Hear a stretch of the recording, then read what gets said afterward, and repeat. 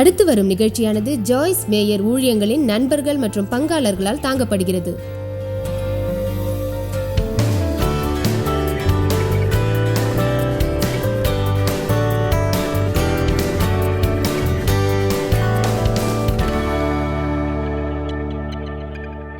தைரியத்தோடு வாழ்தல் என்ற நற்செய்தி சரியான பயம் மற்றும் தவறான பயம் குறித்து விளக்குவதாகும்.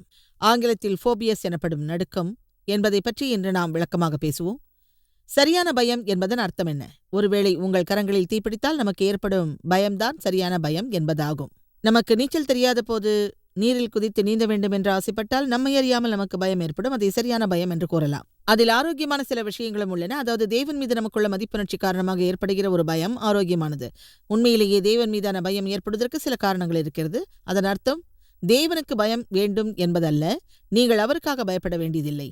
அவர் கோபமான ஒரு தேவன் அல்ல. அவருக்கு கோபம் வரும் என்றாலும் அவர் கோபமானவர் அல்ல. அவர் உங்களை நேசிக்கிறார். அவர் உங்களுக்கு நல்லதை செய்ய விரும்புகிறார். ஒருவேளை நீங்கள் சில காரியங்களை செய்வதில் தவறு ஏற்பட்டாலும் நீங்கள் தேவனை குறித்து பயப்படாதீர்கள். மதிப்புணர்ச்சியின் காரணமாக அவர் மீது நாம் கொள்ளுகின்ற பயம்தான் தேவனை நமக்கு தேவனாக வெளிப்படுத்தும். அவர் வல்லமையானவர், எல்லாம் அறிந்தவர், அவர் முழுவதும் நல்லவர். நாம் என்ன செய்ய வேண்டும் என்று அவர் என்னிடம் சொல்வதை நான் மதிக்கிறேன். எனவே சரியான காரணங்களுக்காக தேவனுக்கு நாம் பயப்படுவோம். அவர் நம் தலை மீது அடிப்பார் என்று நினைத்து பயப்படாதீர்கள். அவர் விவேகமானவர் என்பதற்காகவும் அவர் நம் வாழ்விற்கான நல்ல விஷயங்களை அறிந்தவர் என்பதற்காகவும் நாம் பயப்படுவோம். நம் வாழ்வில் நல்லது நிகழ வேண்டும் என்பதற்காக அவர் நம்மை வழிநடத்துவார். அது உறுதியாகும். எனவே நாம் ஆரோக்கியமான பயத்தோடு இருப்போம், மதிப்புணர்ச்சியோடு கூடிய பயத்தோடு இருப்போம், என்றும் தேவனை அடிபணிவோம். ஒரு முக்கியமான விஷயம், நமது உலகில் தவறான பயங்கள் சில உள்ளன. ஃபோபியஸ் எனப்படும் நடுக்கத்தை பற்றி அறிய ஒரு டிக்ஷனரி அல்லது இன்டர்நெட்டை பாருங்கள். அதன் மூலம் மக்களுக்கு உள்ள தீராத பயங்கள் பற்றி நீங்கள் அறியலாம். அதை கேட்டால் நீங்கள் மிகவும் ஆச்சரியப்படுவீர்கள். அதாவது உயரமான இடம், ஆழமான நீர்நிலை மற்றும் இருள், ஒளி ஆகியவற்றைக் கண்டு சிலர் பயப்படுவார்கள். அது எனக்கு மிக வியப்பாக உள்ளது. அவைகளில் ஒரு சில விஷயங்கள் ஒரே தன்மை உள்ளதாக இருக்கிறது. எனவே அதில் பயப்பட்ட மக்களை நாம் கேலி செய்யக்கூடாது. எனவே ஒரு விஷயத்தை நாம் புரிந்து கொள்ள வேண்டும். உங்கள் வாழ்வில் அது போன்ற ஒரு பயம் இருந்தால் அதிலிருந்து விடுபடுவதற்கு எல்லா வழிகளிலும் உங்களுக்கு உதவி தேவைப்படும். அதில் உள்ள ஒரு நற்செய்தி என்னவென்றால், உங்களுக்கு எந்த ஒரு பாதிப்பையும் ஏற்படுத்தாத அந்த விஷயங்களை குறித்து நீங்கள் பயப்படாதீர்கள். அது எப்படி வந்தது அல்லது அதை எப்படி வெளியேற்றுவது என்பது உங்களுக்கு தெரியாது. நான் விசுவாசிப்பது என்னவென்றால், நீங்கள் எடுத்து வைக்கும் முதல் அடி நம் வாயிலிருந்து நல்லது வெளிப்பட வேண்டும். அதற்கு மாறாக நான் அதைக் கண்டு பயப்படுகிறேன், இதைக் கண்டு நடுங்குகிறேன் என்று நீங்கள் சொல்லக்கூடாது. தேவன் மீது விசுவாசம் வைத்து நீங்கள் சொல்லுங்கள், நான் பயப்பட மாட்டேன், இதில் எனக்கு பயமில்லை, அதில் எனக்கு பயமில்லை என்று நீங்கள் சொல்லலாம். ஜாய்ஸ், அதை கண்டு நான் பயப்படுறேன் என்று உங்களுக்கு பயம் தோன்றினாலும் நீங்கள் பயப்பட தேவையில்லை. நீங்கள் கிறிஸ்துவில் யார் என்று அறிந்தால் அவர் விரும்பியபடி நீங்கள் இருப்பீர்கள். எனவே எந்த ஒரு பயம் குறித்தும் நீங்கள் கவலைப்பட மாட்டீர்கள். நீங்கள் குற்றத்தை உணரலாம், ஆனால் தேவனின் வார்த்தைப்படி நீங்கள் குற்றமற்றவர். எனவே நீங்கள் குற்றத்தை உணரும்போது அதற்காக வருத்தப்படுங்கள். உங்களை மன்னிக்குமாறு தேவனிடம் கேளுங்கள். அநேக முறை நான் சொல்லியிருக்கிறேன், நான் உணர்வதை பற்றி நான் கவலைப்பட மாட்டேன், ஏனென்றால் நான் மன்னிக்கப்பட்டதை நான் அறிவேன். எனவே உங்கள் வாழ்வில் என்ன நடந்தாலும் ஒரு அதிகாரத்தோடு நீங்கள் இருக்க தொடங்குங்கள். ஒவ்வொரு சிறிய பிரச்சனைக்காகவும் கவலைப்படுவதை உடனே கைவிடுங்கள். அது உங்களுக்கு வியப்பாக இருக்கும். எனவே லிவிங் கரேஜியஸ்லி என்ற என் புத்தகத்தை வாங்க உங்கள் எல்லோரையும் ஊக்கப்படுத்துகிறேன். நான் விசுவாசிப்பது என்னவென்றால், உங்கள் வாழ்வில் என்ன ஒரு பயம் இருந்தாலும் லிவிங் கரேஜியஸ்லி என்ற புத்தகம் உங்களுக்கு மிக உதவியாக இருக்கும். உங்களுக்கு இருக்கும் ஒரு குறிப்பிட்ட பயம் பற்றி இப்போது நான் விவாதிக்கவில்லை. ஆனால் பயம் என்பது ஒரு உணர்வு. அதை பற்றி அறிந்து அதை முழுமையாக எதிர்கொள்வதை நீங்கள் செயல்படுத்த வேண்டும். அதை செய்யுங்கள். நீங்கள் பயந்து நடுங்கினால் பயத்தை வெல்ல முடியாது. நீங்கள் பின்வாங்குவதாலோ அஞ்சுவதாலோ பயத்திலிருந்து விடுபட முடியாது. அதை வெல்வதற்கான ஒரே வழி முன்னேறி செல்லுங்கள். அதை எதிர்கொள்ளுங்கள். அதை செய்வதற்கு நீங்கள் பயந்தாலும் அந்த பயத்தை உதறி எறிந்துவிட்டு நீங்கள் செய்ய வேண்டியதை மன உறுதியோடு நீங்கள் தைரியமாக செய்யுங்கள். தேவனிடமிருந்து எப்படி கேட்பது என்பதை அறியுங்கள். அதுவே அனுபவம். ஆவியால் எப்படி வழிநடத்தப்படுவோம் என்பதை அறியுங்கள். முன்னேறி சென்று அதை அறியுங்கள். ஓப்ஸ், தேவனை அறியுங்கள். அதில் தயக்கம் காட்டாதீர்கள். முதலாக ஊழியம் செய்ய நான் அழைக்கப்பட்டது பற்றி உங்களுக்கு சொல்கிறேன். நான் என் ஊழியத்தை தொடங்கினேன். அப்போது நான் செய்த முதல் காரியம், என் திருச்சபையில் உள்ள ஒரு குழுவோடும் என் 3 குழந்தைகளோடும் தேவனுடனும் ஒரு சனிக்கிழமை காலையில் செயின்ட் லூயிஸில் உள்ள ஒரு தெருவிற்கு சென்றேன். சுவிசேஷத்தை போதித்தேன். ஆனால் அது எனக்கு பிடிக்கவில்லை. அப்படி இருக்க நான் விரும்பவில்லை. அந்த சூழ்நிலை எனக்கு பிடிக்கவில்லை. அதை மக்கள் மறுத்தனர். அது எனக்கு மகிழ்ச்சியாக இல்லை. பிறகு ஒரு நர்சரி பள்ளியில் நான் வேலை பார்த்தேன். 2 வாரங்கள் மட்டுமே அங்கிருந்தேன். ஆனால் அதற்காக நான் அபிஷேகிக்கப்படவில்லை என்பதை நானும் என் பிள்ளைகளும் அறிந்தோம்.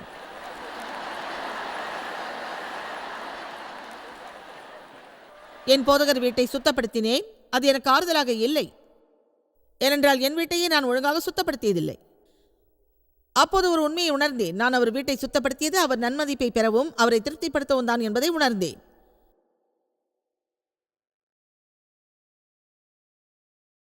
பிறகு ஒரு பள்ளியில் ஆசிரியராக நான் வேலை பார்த்தேன். ஒரு வகையில் மற்றவர்களுக்கு கல்வி கற்பிப்பதை நான் நேசித்தேன். அதுதான் உண்மை.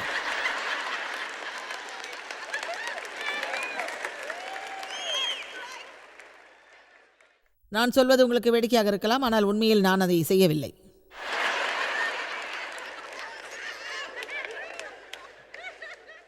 நீங்கள் ஒரு ஆசிரியராக இருக்க அபிஷேகம் பண்ணப்பட்டிருந்தால் மற்றவர்களுக்கு போதிப்பதில் மகிழ்ச்சி அடைவீர்கள். பிறர் மீது நாம் ஆதிக்கம் செலுத்தாதவரை அதில் எந்தவிதமான ஒரு தவறும் நடக்காது. தேவன் நமக்கு சொல்லக்கூடிய ஒரு நல்ல வழி என்னவென்றால், நீ முன்னேறு என்பதுதான். முன்னேறுவதில் நாம் பயப்படக்கூடாது. நான் தவறு செய்து விடுவேனோ என்று பயந்தால் உங்களால் எதுவும் செய்ய முடியாது. இந்த உலகில் உள்ள ஒரு மோசமான விஷயம் என்னவென்றால், நீங்கள் எந்த தவறும் செய்யாதவர் என்று பிறர் சொல்வதுதான். அதில் சிறந்த விஷயம் என்னவென்றால், அமைதியாக, தெளிவாக, துணிச்சலாக தவறு செய்தேன் என்று சொல்வது. அது உங்களை எதுவும் செய்யாது. தேவனிடமிருந்து கேட்பேன் என்று நினைத்தேன், ஆனால் நான் கேட்கவில்லை. நான் ஏதோ தவறு செய்தேன். நான் ஒரு தவறு செய்தேன். அதை நான் செய்தது மிகவும் தவறானதாகும். மீண்டும் நான் ஒரு தவறு செய்யக்கூடாது என்பதை என் வாழ்வில் ஒரு பாடமாக நான் ஏற்றுக்கொண்டேன். யோசுவா அதிகாரம் 1 நான் மிக நேசிக்கிறேன். முதலில் வசனம் 2 நாம் தொடங்குவோம். யோசுவா அபிஷேகம் செய்யப்பட்டு மோசேயின் இடத்திற்கு வருவதை பற்றி அது சொல்கிறது. மோசே மரித்தார். அது யோசுவாவுக்கு ஏற்கனவே தெரியும். அவருக்காக யோசுவா 30 நாட்கள் துக்கப்பட்டார். அது ஒரு முன்னறிவிப்பு போல இருந்தது. அந்த சூழ்நிலைகள் அதற்கு ஏற்றபடி மாறியது. நடந்தது நடந்துவிட்டது. இனி நடக்க வேண்டியதை யோசுவா செய்வார். ஆனால் யோசுவா அதை பற்றி முழுமையாக அறியாமல் இருந்ததுதான் உண்மை. இப்போது நீ எழுந்திரு. நீங்கள் செய்ய வேண்டிய முதல் காரியம், உங்கள் வாழ்வில் எதையாவது செய்ய நினைத்தால் முதலில் எழுந்திருங்கள். அதாவது உங்கள் மனதில் நீங்கள் எழ வேண்டும். பின்னர் பரிசுத்த ஆவி கிரியை செய்யும். எனவே உங்கள் மனதில் நீங்கள் எழுந்திருங்கள். பிறகு உங்களோடு கூட நீங்கள் விவாதம் செய்யுங்கள். நான் இனிமேல் சும்மா இருக்க மாட்டேன். ஒரு மந்தமான, ஒரு பலவீனமான மனிதனாக என் வாழ்வில் இருக்க மாட்டேன். நான் சில மாறுதல்கள் செய்ய வேண்டும் என்று தேவன் விரும்புகிறார். பிறகு என் வாழ்வை நடத்துவதில் நான் கலைத்து விட்டேன். பயத்தோடு வாழ்வதில் நான் கலைத்து விட்டேன். இனிமேல் துணிச்சலோடு பயத்தை எதிர்கொள்ளப் போகிறேன். இனிமேல் ஒரு தகுதியான வாழ்க்கையை நான் வாழப் போகிறேன் என்று. எனவே மற்றவர்கள் நமக்காக எதையாவது செய்வார்கள் என்று நாம் எதிர்பார்க்கக்கூடாது. நமக்கு தேவைப்படுவதை நாமே செய்ய வேண்டும். எல்லோருடைய உள்மனதிலும் சில விஷயங்கள் உள்ளது. அது என்ன என்பதை அறிந்து நன்றாக சிந்தித்து நாம் செயல்பட்டால் நிச்சயமாக நமக்கு வெற்றி கிடைக்கும். பிறகு அதிலிருந்து நாம் பின்வாங்க மாட்டோம். நமக்கு கிடைத்ததை நாம் வைத்துக் கொள்வோம். வேறு எதையும் எதிர்பார்க்காமல் இருப்போம்.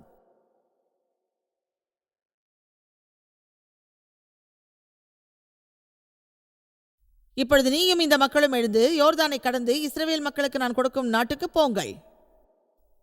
வசனம் 3 முக்கியமான ஒரு வசனமாகும். நான் மோசேக்கு சொன்னபடி உங்கள் பாதங்கள் மிதிக்கும் எவ்விடத்தையும் உங்களுக்கு கொடுத்தேன். இதை கவனியுங்கள். தேவன் சொல்கிறார், அந்த நாடு உங்களுடையது என்று ஏற்கனவே நான் சொல்லிவிட்டேன்.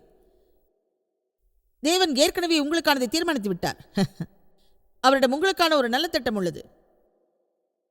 தேவன் அதை தீர்மானித்து விட்டார். அவர் அனுப்பிய கிறிஸ்து சொன்னார், திருடன் திருடவும் கொல்லவும் அழிக்கவும் மட்டுமே வருகிறானே அன்றி வேறொன்றுக்கும் வரான். அவர் மேலும் சொன்னார், நானோ அவைகளுக்கு வாழ்வு உண்டாயிருக்கவும் அதை அவை முழுமையாக பெறவும் வந்தேன் என்று.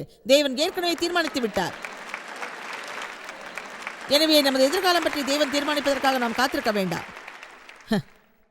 உங்களுக்கான தீர்மானங்களும் திட்டங்களும் என்னிடம் உள்ளன. அவை எல்லாம் உங்களுடைய நன்மைகளுக்கானவை. அதன் முடிவு உங்களுக்கு நன்மையாக இருக்கும்.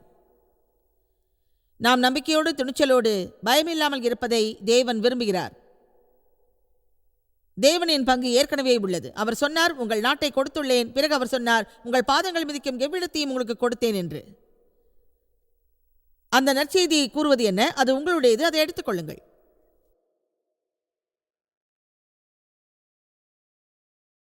நான் ஜெபிக்கிறேன்.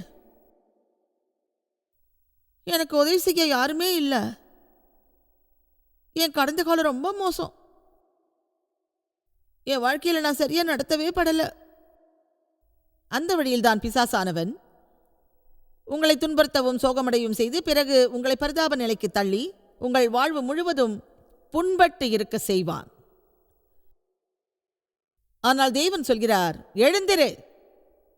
உன் மனதில் எழுந்திரு. உன் வெளித்தோற்றத்தில் எழுந்திரு. உங்களுக்கு அற்புதமான அருமையான ஒரு வாழ்க்கை அமைய ஏற்கனவே நான் விலையை கொடுத்து விட்டேன். இப்போது நீங்கள் விசுவாசத்தோடு முன்னேறுங்கள். நீங்கள் செல்லும் எல்லா இடங்களிலும் உங்கள் விசுவாசம் தொடர்ந்து உங்களோடு செல்லட்டும். அது உங்களுடையது.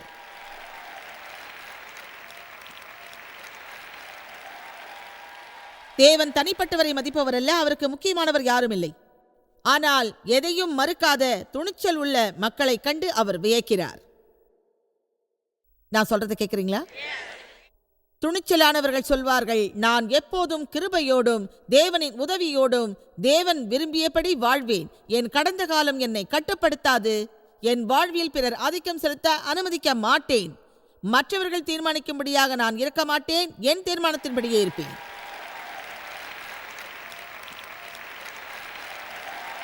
என் விசுவாசம் அதிகரிக்கிறது. இன்று நாம் வாழ்கின்ற இந்த பேராசை பிடித்த உலகில் தங்களை கிறிஸ்தவர் என்று சொல்லிக் கொள்ளும் ஒவ்வொருவரும் தினமும் எழுந்தவுடன் தானும் ஒரு கிறிஸ்தவன் என்று சொன்னால் என்ன ஆகிவிடும்? நமது நாடு விரைவில் மாறிவிடும். அது விரைவாகவும் வியப்பாகவும் இருக்கும். நம்மை வேடிக்கையாக நினைத்தவர்களும் நம்மை பார்த்து சிரித்தவர்களும் நம்மிடமிருந்து பலவற்றை எதிர்பார்ப்பார்கள். உங்களுக்கு ஒரு விஷயம் சொல்கிறேன், அது கண் சிமிட்டுவது போன்றதல்ல. நான் கிறிஸ்தவன் என்பதால் அது ஒரு ஊன்றுகோல் ஆகிவிடாது. இன்று நாம் வாழும் உலகில் ஒரு உண்மையான கிறிஸ்தவனாக இருப்பதற்கு மிகவும் துணிச்சல் தேவை. ஒரு திருச்சபைக்கு சென்று இருக்கையில் அமர்வதை பற்றி நான் பேசவில்லை, எப்படி வாழ்வது என்றுதான் நான் பேசுகின்றேன்.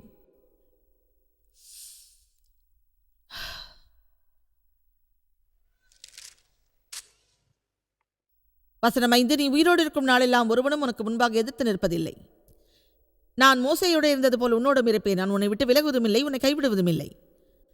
அந்த வசனங்களில் அநேக பாடங்கள் உள்ளன. ஒரு விஷயத்தை நீங்கள் சிந்தித்து பார்க்க வேண்டும். மோசேயினுடைய இடம் தகுதி உனக்கு வழங்கப்படும் என்றதும் யோசுவா அதை எப்படி உணர்ந்திருப்பார்?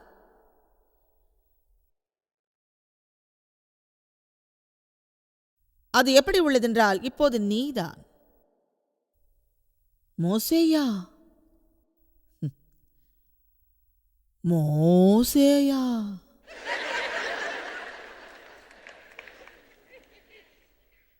அவர் மோசே போல் இருக்க வேண்டும் என்று தேவன் சொல்லவில்லை. அவர் சொன்னார், நான் மோசையோடு இருந்தது போல் உன்னோடும் இருப்பேன். அது உங்களுக்கு புரிகிறதா?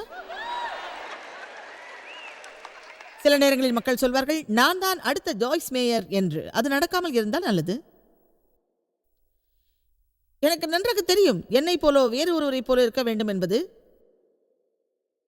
உங்கள் லட்சியம் அல்ல. நான் ஒரு நல்ல உதாரணமாக இருந்தால் அதுவே மகத்தானது. அல்லது அது வேறு விதமாக இருக்க வேண்டும் என்று நீங்கள் நினைத்தால், நான் செய்ததை விட அதிகம் செய்வேன் என்று சொல்லுங்கள். இதை நான் நேசிக்கிறேன். எரேமியா அதிகாரம் 1 வசனம் 4. கர்த்தருடைய வார்த்தை எனக்கு உண்டாகி சொன்னது, தேவன் தமது மக்களிடம் பேசினார். நான் உன்னை தாயின் வயிற்றில் உருவாக்கும் முன்பே உன்னை அறிந்தேன், எனது தேர்வுக்குரிய கருவியாக. அவர் பிறப்பதற்கு முன்பாக, அவர் நல்லதோ தவறோ செய்வதற்கு முன்பாக தேவன் சொன்னார், நீ என்னுடைய மனிதன். நீ கர்ப்பத்திலிருந்து வெளிப்படும் முன்னே நான் உன்னை பரிசுத்தம் பண்ணி உன்னை இனங்களுக்கு தீர்க்க தரிசியாக கட்டளையிட்டேன். அதாவது தேவன் உங்கள் மீது தன் கரத்தை வைத்தால் உங்களுக்கு அவர் நன்மை செய்வார் என்பது உறுதி. எனவே உங்கள் நேரத்தை வீணடிக்காதீர்கள். நீங்கள் செய்யும் காரியத்தில் தான் மகிழ்ச்சி உள்ளது என்று நினைக்காதீர்கள்.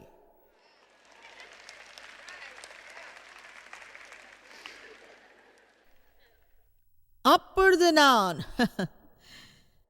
கர்த்தராகி ஆண்டவரே, இதோ நான் எப்படி பேசுவது என்று அறியாத சிறுபிள்ளையாயிருக்கிறேன் என்றேன். ஆனாலும் கர்த்தர், நான் சிறுபிள்ளை என்று நீ சொல்லாதே. நான் உன்னை அனுப்புகிற எல்லாரிடத்திலும் நீ போய் நான் உனக்கு கட்டளையிடுகிறவைகளை எல்லாம் நீ சொல்லுவாயாக. நீ அவர்களுக்கு அச்சப்பட வேண்டாம். உன்னை காக்கும்படிக்கு நான் உன்னுடனே இருக்கிறேன். அநேக மக்கள் செய்வதைப் போலத்தான் எரேமியாவும் தேவனுடன் விவாதித்தார். மோசே அதே போன்றுதான் தேவனுடன் விவாதித்தார். நீ தவறான மனிதனை கண்டீர். எனக்கு பேசத் தெரியாது, உளறுவேன், மக்கள் என்னை நிச்சயம் ஏற்றுக்கொள்ள மாட்டார்கள். இப்படி மேலும் மேலும் பேசினார். தேவன் மோசே மீது வெறுப்படைந்தார். முடிவில் மோசே தேவனுக்கு அடிபணிந்தார். எரேமியா அவரை உற்று பார்த்தார். வசனம் 17 பார்ப்போம். அதை நேசிக்கிறேன். ஆகையால் நீ உன் அறையை கட்டிக்கொள். இன்று இது போன்ற அடைமொழிகள் எதுவும் நமக்கு புரியாது. ஏனென்றால் நாம் அப்படிப்பட்ட ஆடை அணிவதில்லை. அதாவது அந்த காலத்தில் இருந்த மக்கள் நீண்ட அங்கே உடுத்தினார்கள். அதை ஒன்று திரட்டி இடையில் கயிற்றை கட்டினார்கள். அது இப்போது இல்லை. ஆனால் ஆவியின் செயல்பாடு அன்றிலிருந்து இன்று வரை ஒரே மாதிரித்தான் உள்ளது. அதன் மூலம் நமது சந்தேகங்களையும் அவநம்பிக்கையையும் பயத்தையும் நம் வாழ்விலிருந்து விரட்ட முடியும். பின்னர் தேவன் விரும்பும்படியான ஒரு நபராக நம்மால் இருக்க முடியும். உன் அறையை கட்டிக்கொள். உன் மனதை ஒருமைப்படுத்து. உன் மனதில் களைத்திடாதே. நீங்கள் ஒரு தீர்மானம் எடுக்க வேண்டும் என்றால் நீங்கள் செய்யக்கூடிய ஒரு சிறந்த விஷயம், தேவனிடம் கேளுங்கள். தேவனுக்காக காத்திருங்கள். ஒருவேளை தேவன் எதுவும் சொல்லவில்லை என்றால் உங்கள் இருதயத்தில் உள்ளது போல் செயல்படுங்கள் என்றுதான் அர்த்தம். சில மக்கள் எதற்கெடுத்தாலும் பயப்படுகிறார்கள். நான் தேவனுடைய வார்த்தையை கேட்க வேண்டும் என்கிறார்கள். டாலஸ் வில்லர்ட் எழுதிய புத்தகமான ஹியரிங் காடின் பெரும்பாலான பகுதிகளை நான் பேசிவிட்டேன். அவர் புத்தகத்திலிருந்து சில பகுதிகளை படிப்பதை அவர் பொருட்படுத்த மாட்டார் என்று நினைக்கிறேன். இதை கேளுங்கள். அநேக நேரங்களில், குறிப்பாக எந்த ஒரு வார்த்தையையும் தேவன் நமக்கு சொல்ல மாட்டார். அப்போது நீங்கள் என்ன செய்ய வேண்டும்?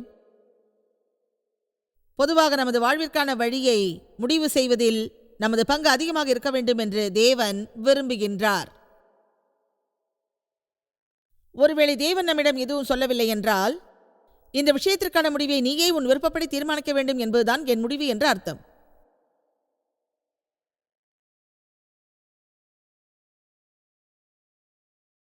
ஒருவேளை இது நிஜமாக இருக்குமோ என்று நீங்கள் பயப்படலாம். நான் பலமுறை அநேக மக்களை பார்க்கிறேன். அது நிஜம்தான் என்று நினைக்கிறேன்.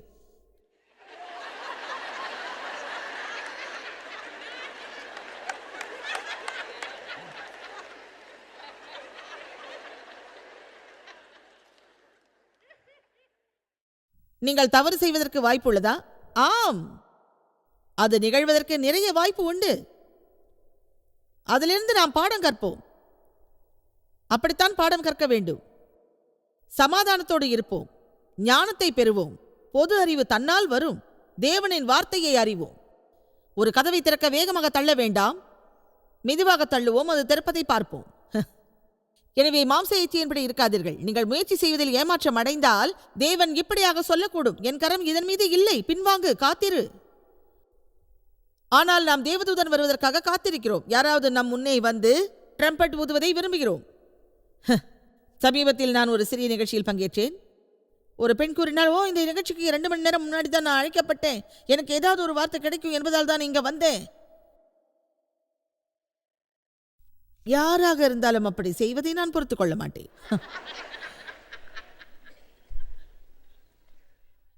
என்னிடம் எந்த மேஜிக் பட்டனும் இல்லை. என்னால் இப்படி சொல்ல முடியாது, ஓ, இதை நான் செய்வதைத்தான் தேவன் விரும்புகிறார் என்று. அது ஏன் தெரியுமா? தாங்கள் செய்வதை சிலர் உங்களிடம் சொல்வார்கள்.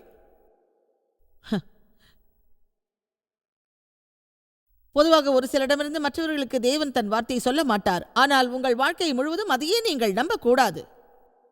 எதையாவது ஒன்றை செய்ய நீங்கள் விரும்ப மாட்டீர்கள். ஆனால் யாராவது அதை செய்யுமாறு உங்களிடம் சொன்னால் பரீட்சை செய்யுங்கள். அதன் கனியை பரீட்சை செய்யுங்கள். அது உங்கள் ஆவிக்கு இணக்கமாக இல்லை என்றால், இது முடியாது, நன்றி, நீங்கள் என்னை போகச் சொன்னாலும் நான் ஆப்பிரிக்காவிற்கு போக மாட்டேன் என்று சொல்லுங்கள். இந்த விஷயம் பற்றி நாமே முடிவு செய்வோம் என்பதுதான் என் விருப்பம். கவனியுங்கள், நம் வாழ்க்கை முயற்சியோடு இருப்பதையே தேவன் விரும்புகிறார். நமது வாழ்வில் நமக்கு ஈடுபாடு இல்லை என்றால் அது எவ்வளவு வெறுப்பாக இருக்கும் தெரியுமா? பிறர் நம்மிடம் சொல்வதற்காகவும், ஏன் தேவன் நம்மிடம் சொல்வதற்காகவும் எல்லா நேரமும் காத்திருக்க கூடாது. அது தவறாகும். பொதுவாக குழந்தைகளிடம் ஒன்றை நாம் சொல்வோம், இதை செய்யாது, அதை செய்யாது, இதை செய், அதை செய், இதை செய்யாது, அதை செய்யாது என்று. ஒருவேளை என் வளர்ந்த பிள்ளைகளிடம் அப்படி சொல்ல வேண்டியிருந்தால் நான் வெறுப்படைவேன். தேவன் தம் இருதயத்தை அறிவதையும் நமது பணியை நாம் தொடர்வதையுமே விரும்புகின்றார். எல்லாவற்றிற்காகவும் நீங்கள் ஜெபியுங்கள். தேவன் காட்டிய வழியில் செல்லுங்கள்.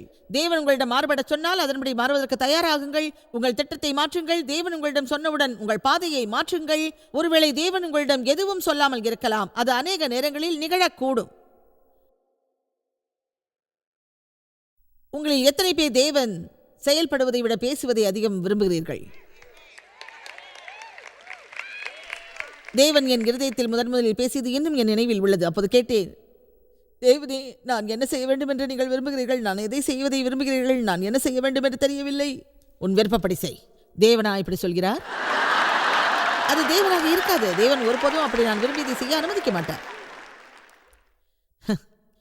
உங்களிடம் நான் கேட்கிறேன், அவர் தமது இருதயத்தை நம்மிடம் கொடுத்தால், அதில் அவரது ஆவியை கொடுத்தால், என்னுடைய இருதயத்தில் நான் உணர்வது தேவனுடைய உணர்வல்ல என்று உங்களில் யாரால் கூற முடியும்? நம்மிடம் கிறிஸ்துவின் மனம் உள்ளது. அவரது இருதயத்தின் உணர்வுகளும் எண்ணங்களும் ஆசைகளும் காரணங்களும் நம்மிடம் உள்ளது. நாம் ஒன்றுபட்டுள்ளோம். ஆமென். தேவனுடனான தொடர்புக்கு அதுதான் அர்த்தம். நம் உள்மனத்தின் எழுச்சியும் தொடர்பும் அதில் உள்ளது. எல்லா நேரத்திலும் நமக்கு வார்த்தை தேவையில்லை. நாம் ஆவியின்படி செல்கிறோம், சமாதானத்தை நாடுகிறோம், ஞானத்தின்படி உள்ளோம். அந்த அருமையான வார்த்தைகளுக்காக, விவாதங்களுக்காக, வழிகாட்டுதலுக்காக தேவனுக்கு நன்றி. அவை எப்போதும் எனக்கு கிடைக்கிறது. அநேக நேரத்தில் அவை எனக்கு கிடைக்காமலும் இருக்கிறது. நீங்கள் வார்த்தை அறியாவிட்டால் தேவனால் வழிநடத்தப்பட மாட்டீர்கள். நீங்கள் ஓரளவு அவரை பின்பற்ற அறிந்திருந்தாலும் அது சாத்தியமாகாது. அதேபோல் அவர் வார்த்தையை அறியாவிட்டால் அவர் குரலை கேட்க முடியாது. அவை எல்லாமே நம்மை பாதுகாக்கும் தேவனின் வார்த்தை. அந்த வார்த்தையானது நான் என்ன கார் வாங்க வேண்டும் என்று என்னிடம் சொல்லாது. நான் யாரை மணமுடிக்க வேண்டும் என்றும் சொல்லாது. நான் வீடு வாங்க இதுதான் சரியான நேரம் என்று அது சொல்லாது. தேவனின் வார்த்தை அது போன்ற விஷயங்கள் சொல்லாது. என் வாழ்வில் அப்படிப்பட்ட விஷயங்களில் தேவன் என்னை ஈடுபடுத்தினார். ஞானத்தின் அடிப்படையிலும் பொது அறிவின் அடிப்படையிலும் எனக்கு சமாதானம் உள்ளதா இல்லையா என்ற அடிப்படையிலும் நான் முடிவெடுக்க அவர் அனுமதித்தார். எனவே முடிவெடுக்க பயப்படுவதை நிறுத்துங்கள். இரு மனதோடு இருக்காதீர்கள். தேவனிடமிருந்து கேட்டபடி நீங்கள் செயல்படுங்கள். நீங்கள் முடிவெடுக்கும் அவசியம் இருந்தால் நீங்கள் தேவனிடமிருந்து கேட்கப்படாவிட்டாலும் எதையாவது செய்யுங்கள் அல்லது செய்யாமலும் இருங்கள். அப்படி ஒரு முடிவு செய்வதில் நீங்கள் தண்ணீரில் நடக்கலாம் அல்லது மூழ்கலாம். அப்போஸ்தலர் 16. அப்போஸ்தலர்கள் வாழ்ந்தது பற்றி உங்களிடம் சொல்ல விரும்புகிறேன். பவுலும் சீலாவும் பிரிகியா நாட்டின் வழியாக கடந்து சென்றார்கள். என்னை விட சுறுசுறுப்பாக உள்ள ஒருவர் அதை பற்றி சொல்ல விரும்புகிறேன். அதை நான் சிறிது மாற்றி சொல்கிறேன். தேவன் சொன்னார், ரெஃப்ரிஜரேட்டரை அல்ல, பிரிகியாவை நினை என்று. ஏனென்றால் நான் அதை பெர்கியா என்றேன். தேவன் என்னை சரிப்படுத்தினார்.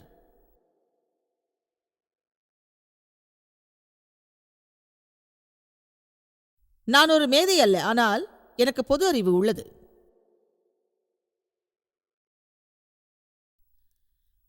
அவர்கள் பிரிகியா கலாத்தியா நாடுகளை கடந்து போன போது ஆசியாவிலே வசனத்தை சொல்லாதபடிக்கு பரிசுத்த ஆவியினாலே தடை பண்ணப்பட்டார்கள். சரி, அதன் அர்த்தம் என்ன? அதாவது தேவன் அவர்களை அங்கே போக வேண்டாம் என்றாரா? இல்லை, அவர்கள் போக முயற்சித்தார்கள், ஆனால் அது நடைபெறவில்லை. இதில் என்ன ஆச்சரியம்? அவர்கள் மீதியாவிலிருந்து வந்த பிறகு பெத்தேனியா செல்ல முயற்சித்தார்கள். அவர்களுக்கு அது சிலுவையில் அறைவது போல இருந்தது. ஆனால் இயேசுவின் ஆவி அவர்களை அனுமதிக்கவில்லை. எனவே வேறு வழியை அவர்கள் முயற்சித்தார்கள், ஆனால் தேவன் அவர்களை அனுமதிக்கவில்லை. மீண்டும் அவர்கள் முயற்சித்தார்கள், ஆனால் பரிசுத்த ஆவி அவர்களை தடுத்தது. இங்கே நான் சொல்வதை நீங்கள் அறிவீர்களா? எங்காவது ஒரு இடத்தில் அமர்ந்து உங்களுக்கு முன்னே தேவதூதன் வந்து வழிகாட்டுவான் என்று மட்டும் நினைக்காதீர்கள். அவர்கள் அதற்காக முயற்சித்தார்கள். தேவ அபிஷேகம் இருந்திருந்தால் சென்றிருப்பார்கள், இல்லை என்றால் அவர்கள் செல்ல மாட்டார்கள். மீதியாவை கடந்து தெரோஸ் வந்தார்கள். இதை நான் நேசிக்கிறேன். பவுலுக்கு அப்போது ஒரு தரிசனம் கிடைத்தது.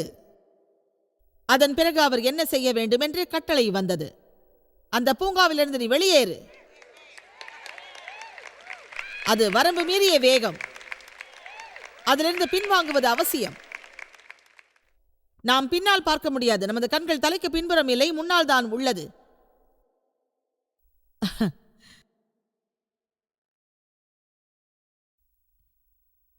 எனவே நிதானம் வேண்டும். இப்படி சொல்லுங்கள், நான் பயத்தை எதிர்கொள்வேன் என்று. தேவனிடத்திலிருந்து கேட்பதற்காக பல நல்ல விஷயங்களை நான் செய்தேன். அவருக்காக காத்திருந்தேன். அவரது உத்தரவை கேட்டேன். இனி அவர் காட்டிய பாதையில் நான் செல்வேன். என் இருதயத்தில் நான் நினைப்பதை நான் விசுவாசிப்பேன். ஒரு குழந்தை போல் நடப்போம். எனவே ஒரு டைவிங் போர்டிலிருந்து வெகு தூரம் குதிக்க வேண்டிய அவசியம் எனக்கு இல்லை. நாம் ஓரளவு உள்ள நீரில் இறங்குவோம். அதுவே நல்லது. நான் படிக்கும் புத்தகத்தில் அவர் சொல்கிறார், அதை நான் முழு மனதோடு ஏற்கிறேன். இதை பல வருடங்களாக பிறரிடம் நான் பகிர்ந்துள்ளேன். தேவனிடமிருந்து எப்படி கேட்பது என்று மக்கள் அறிய வேண்டும். அதற்கான ஒரே வழி நமது அனுபவம்தான். சிலவற்றை நாம் முயற்சிக்கலாம். அவர்கள் அங்கு செல்ல முயற்சித்தார்கள், அது நடக்கவில்லை. வேறு இடம் செல்ல முயற்சித்தார்கள், அதுவும் நடக்கவில்லை. அவர்கள் 4 வழிகளில் செல்ல முயற்சித்தார்கள், அதுவும் நடக்கவில்லை. திடீரென பவுல் சரியான பாதையில் சென்றார். அதற்கான வார்த்தையை தேவனிடமிருந்து அவர் கேட்டார். அவர் தான் செய்வதை அறிந்தார். ஆனால் பவுல் தன் வீட்டிலேயே இருக்க வேண்டும் என்று நினைக்கவில்லை. நீ என்னோடு இருப்பாயா? இப்போது நீ என்ன செய்கிறாய் பவுல்? நான் தேவனிடமிருந்து கேட்க காத்திருக்கிறேன். இனிமேலும் நீ பயப்படாதே. நான் இதை வேடிக்கையாக சொல்லவில்லை. ஜெபியுங்கள், சிந்தியுங்கள், தேவைப்பட்டால் பிறரிடம் ஆலோசனை பெறுங்கள். ஆனால் ஒரு வேண்டாத வேலையை செய்தபடி தங்கள் வாழ்நாளை கழித்துக் கொண்டிருப்பவரிடம் சென்று எந்த ஒரு ஆலோசனையும் கேட்காதீர்கள். ஆனால் நீங்கள் ஆலோசனை பெற விரும்பினால் விவேகமான ஒருவரிடம் சென்று கேளுங்கள். ஆனால் அநேகர் தாங்கள் செய்வதை அறியாமல் உள்ளார்கள். எனவே தேர்ச்சி பெற்ற ஒருவரிடம் சென்று ஆலோசனை கேளுங்கள். இதோடு நான் முடித்துக் கொள்கிறேன். நீங்கள் பயம் இல்லாமல் உள்ளீர்களா? விசுவாசத்தோடு உள்ளீர்களா? தேவன் விரும்பும்படி நீங்கள் வாழ வேண்டும் என்றால் பயத்துக்கு இடம் கொடுக்காதீர்கள். விசுவாசத்தோடு தீர்மானம் செய்பவர்களைக் கண்டு தேவன் வியப்படைவார். அதன் மூலமாக அவர்களுடைய வாழ்க்கை மலரும். பயத்திற்கு இடம் கொடுக்காதீர்கள். மாறாக தைரியமாக வாழுங்கள். பயத்தை வெல்வதற்கான ஒரே வழி துணிச்சலோடு இருப்பதுதான். எனவே எப்போதும் இப்படியாக சிந்திக்காதீர்கள், எப்படி பயமில்லாமல் இருப்பது, எப்படி பயமில்லாமல் இருப்பதென்று. என்று நான் துணிச்சலோடு இருப்பேன் என்ற ஒரு மனநிலையோடு இருங்கள்.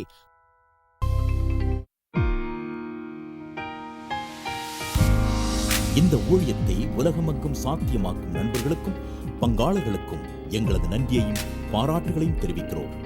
ஒன்றாயிணைந்து நாம் பசி உழவுகளை போஷித்து உடைகளை கொடுத்து தேசங்களுக்கு சுவிசேஷத்தை சொல்லி வருகிறோம். எங்களை தொடர்பு கொண்டு www.jmmindia.org உங்கள் ஜெபத் தேவைகள் மற்றும் எங்களின் வெளியீடுகள் பற்றி அறிந்து ஜாய்ஸ் அவர்கள் நிகழ்ச்சிகளை அறிந்து எங்களோடு இணைந்து தேவ அன்பை உலகிற்கு பரவச் செய்யுங்கள். அடுத்து வரும் நிகழ்ச்சியானது ஜாய்ஸ் மேயர் ஊழியங்களின் நண்பர்கள் மற்றும் பங்காளர்களால் தாங்கப்படுகிறது.